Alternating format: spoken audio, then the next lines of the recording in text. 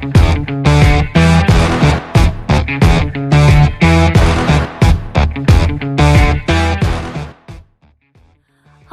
for those of you who don't know me, my name is Jenna McDonough. I'm an emotional regulation specialist, a children's book author, and the creator of the app Peaceful Mindful Moments for Every Age.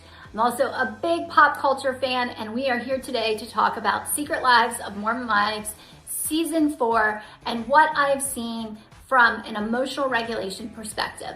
So the first one that I would like to discuss is trauma.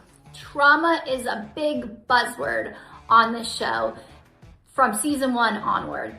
And like everyone on earth, these cast members, these ladies have experienced trauma, and they have shared with us pretty significant traumas that they have experienced.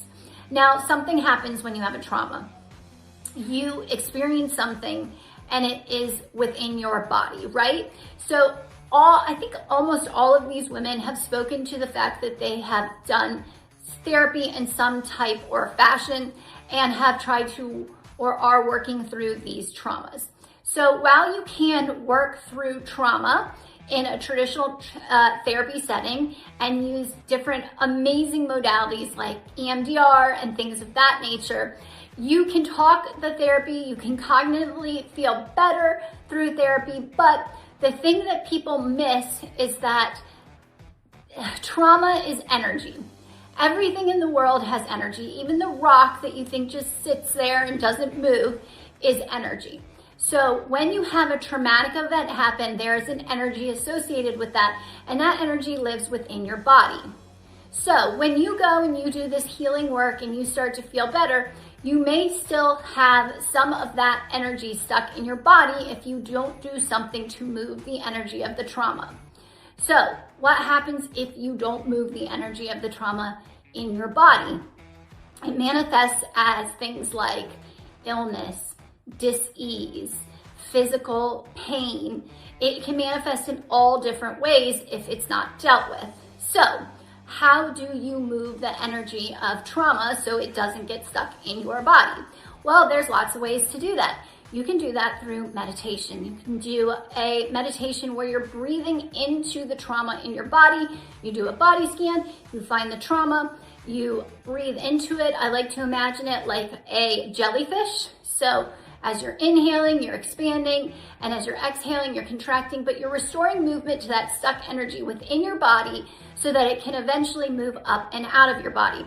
You can do this with sound healing. Sound healing works with vibration. Everything on earth has a resonance and a vibration. So when you work with sound healing to help move that energy of trauma in your body, you're helping to create this new vibration to move the old trauma out so that it doesn't continue to affect you. You can do this through energy healing.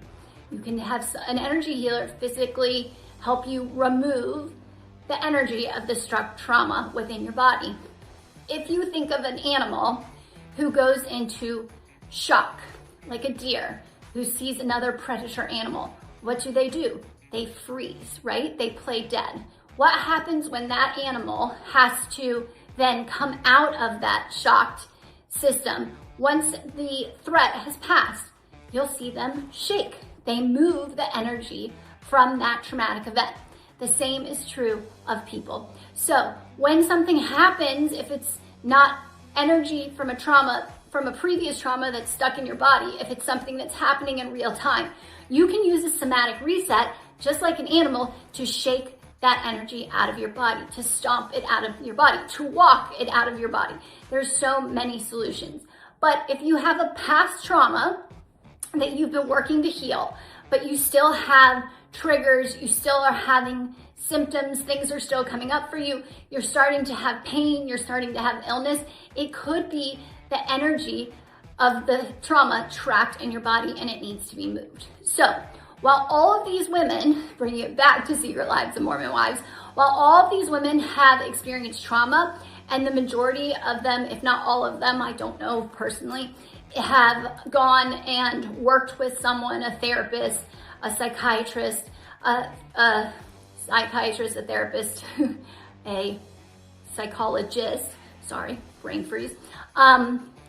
They have to still move the energy of the trauma that's stuck within their body. So that being said, there is no substitute for that type of traditional medical intervention. This is a complementary therapy that goes with it. So my suggestion is always to start with the therapist, the psychologist, the psychiatrist, and at that point, then you bring in these tools to help you move the energy, the stuck energy of the trauma. If you have any questions about this or want any more information, I have tons of information I've already posted about this. I'm happy to answer questions. Please drop a comment below or reach out. I hope you guys have a great day, and I'll see you for the next segment real soon.